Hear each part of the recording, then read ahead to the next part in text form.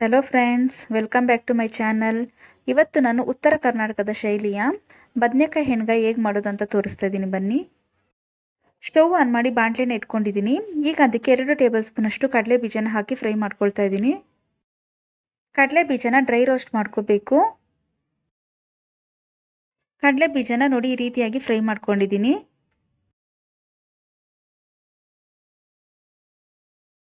ಕಡಲೆ ಬೀಜನ dry roast ಮಾಡ್ಕೊಂಡಿದ್ದೀನಿ. ಈಗ ಅದನ್ನು ತೆಗೆದುಕೊಳ್ತಾ ಇದ್ದೀನಿ. ಇದೇ ಬಾಣಲಿಗೆ ನಾನಿಲ್ಲಿ ಎಳ್ಳನ್ನ ಹಾಕ್ಕೊಳ್ತಾ ಇದ್ದೀನಿ. ಎಳ್ಳನ್ನು ಅಷ್ಟೇ 2 ಟೇಬಲ್ ಸ್ಪೂನ್ ಅಷ್ಟು ಹಾಕ್ಕೊಳ್ತೀನಿ.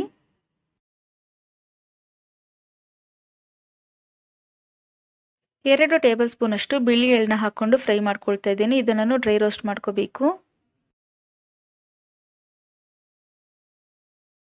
ಗ್ಯಾಸ್ ಫ್ಲೇಮ್ನ ಸಿಮ್ಮಲ್ಲಿ ಇಟ್ಕೊಂಡೆ ಡ್ರೈ ರೋಸ್ಟ್ ಮಾಡ್ಕೋಬೇಕು. ಎಳ್ಳನ್ನ ಡ್ರೈ ರೋಸ್ಟ್ ಮಾಡ್ಕೊಂಡಿದ್ದೀನಿ. ಈಗ ಅದನ್ನು ಒಂದು ಪ್ಲೇಟ್ಗೆ ತೆಗೆದಿಡ್ತಾ ಇದ್ದೀನಿ.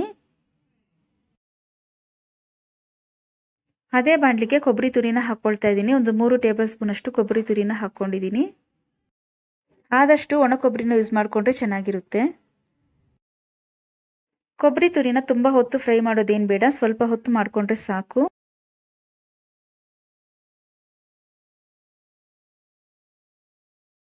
ಒಂದೆರಡು ನಿಮಿಷ ಕೊಬ್ಬರಿ ತುರಿನ ಫ್ರೈ ಮಾಡ್ಕೊಂಡಿದ್ದೀನಿ.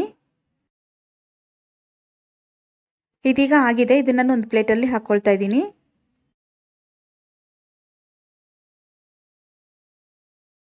ಇದೇ ಬಾಣಲಿಗೆ ಸ್ವಲ್ಪ ಎಣ್ಣೆನ ಹಾಕ್ಕೊಳ್ತಾ ಇದ್ದೀನಿ.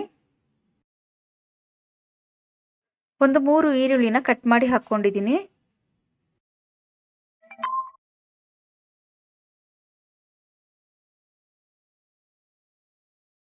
ನೋಡಿ, ಈರುಳ್ಳಿನ ಚೆನ್ನಾಗಿ ಫ್ರೈ ಮಾಡ್ಕೊಂಡಿದ್ದೀನಿ. ಅದರಲ್ಲೇ 1 ಗಡ್ಡೆಯಷ್ಟು ಬೆಳ್ಳುಳ್ಳಿ, 1 ಇಂಚಷ್ಟು ಶುಂಠಿ ಹಾಕ್ಕೊಂಡಿದ್ದೀನಿ.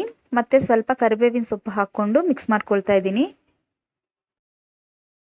1 ಇಂಚಷ್ಟು ಚಕ್ಕೆನ ಹಾಕ್ಕೊಂಡಿದ್ದೀನಿ. ಹಾಗೆ ಒಂದು 3-4 ಲವಂಗನ ಹಾಕ್ಕೊಂಡಿದ್ದೀನಿ.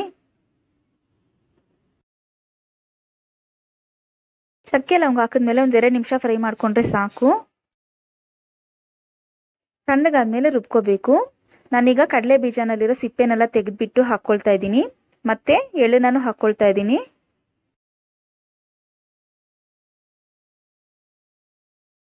ಹುರಿದಿಟ್ಕೊಂಡಿರೋ ಕೊಬ್ಬರಿ ತುರಿನೂ ಹಾಕ್ಕೊಳ್ತಾ ಇದ್ದೀನಿ. ನೀರು ಹಾಕ್ತೇನೆ ಇದನ್ನ ಪೌಡರ್ ಮಾಡ್ಕೋಬೇಕು.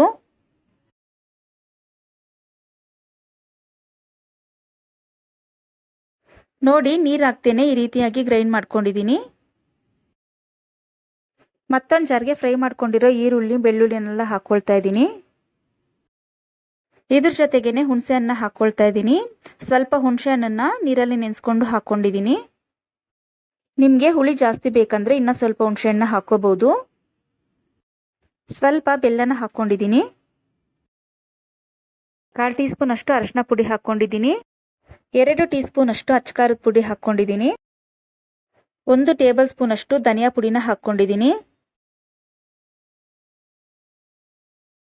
ಅರ್ಧ ಸ್ಪೂನ್ ಅಷ್ಟು ಗರಂ ಮಸಾಲ ಹಾಕ್ಕೊಂಡಿದ್ದೀನಿ. ಮಸಾಲೆಗೆ ಸ್ವಲ್ಪ ನೀರನ್ನ ಸೇರಿಸ್ಕೊಂಡು ರುಬ್ಕೊಳ್ತಾ ಇದ್ದೀನಿ. ತುಂಬ ನೀರು ಹಾಕ್ಕೊಂಡು ಮಸಾಲೆ ರುಬ್ಬಕ್ಕೆ ಹೋಗ್ಬೇಡಿ. ನೋಡಿ, ಈ ರೀತಿಯಾಗಿ ರುಬ್ಕೊಳ್ಳಿ.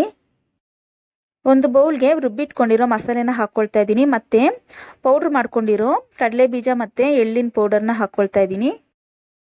ರುಚಿಗೆ ತಕ್ಕಷ್ಟು ಉಪ್ಪನ್ನ ಹಾಕ್ಕೊಳ್ತಾ ಇದ್ದೀನಿ. ಉಪ್ಪು ಹಾಕಿದ್ಮೇಲೆ ಚೆನ್ನಾಗಿ ಮಿಕ್ಸ್ ಮಾಡ್ಕೋಬೇಕು. 1 ಸ್ಪೂನ್ ಅಷ್ಟು ಎಣ್ಣೆನ ಹಾಕ್ಕೊಂಡು ಮಿಕ್ಸ್ ಮಾಡ್ಕೊಳ್ಳಿ. ಮಸಾಲೆನ ಎಲ್ಲ ಚೆನ್ನಾಗಿ ಮಿಕ್ಸ್ ಆಗೋ ಥರ ಮಿಕ್ಸ್ ಮಾಡ್ಕೊಂಡಿದ್ದೀನಿ. ನಾನಿಲ್ಲಿ 1/4 kg ಅಷ್ಟು ಬದನೆಕಾಯಿನ ತೊಗೊಂಡಿದ್ದೀನಿ. ಅದನ್ನು 4 ಭಾಗದಾಗಿ ಕಟ್ ಮಾಡ್ಕೊಂಡಿದ್ದೀನಿ. ಕಟ್ ಮಾಡ್ಕೊಂಡಿರೋ ಬದನೆಕಾಯಿಗೆ ಮಸಾಲೆನ ತುಂಬಿಕೊಳ್ತಾ ಇದ್ದೀನಿ. ನೋಡಿ, ಈ ರೀತಿಯಾಗಿ ಫಿಲ್ ಮಾಡ್ಕೊಳ್ಳಿ.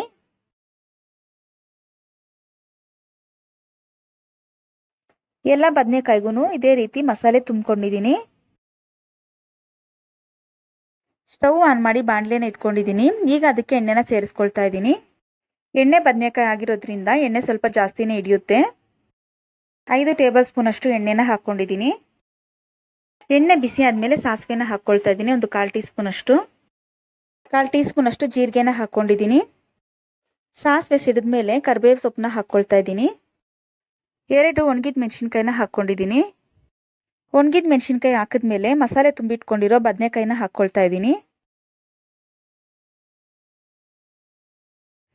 ಎಲ್ಲ ಬದನೆಕಾಯಿನೂ ಎಣ್ಣೆಯಲ್ಲಿ ಚೆನ್ನಾಗಿ ಫ್ರೈ ಮಾಡ್ಕೋಬೇಕು. ನೋಡಿ ಬದನೆಕಾಯಿ ಕಲರ್ ಅನ್ನೋದು ಚೇಂಜ್ ಆಗಿದೆ. ಈಗ ಇದನ್ನು ತಿರುಗಿಸಾಕೊಳ್ಳೋಣ.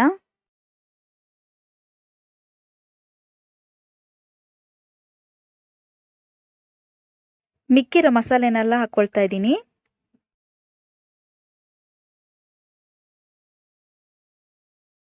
ಮಸಾಲೆನ ಹಾಕಿದ್ಮೇಲೆ ಚೆನ್ನಾಗಿ ಮಿಕ್ಸ್ ಮಾಡ್ಕೊಳ್ಳಿ.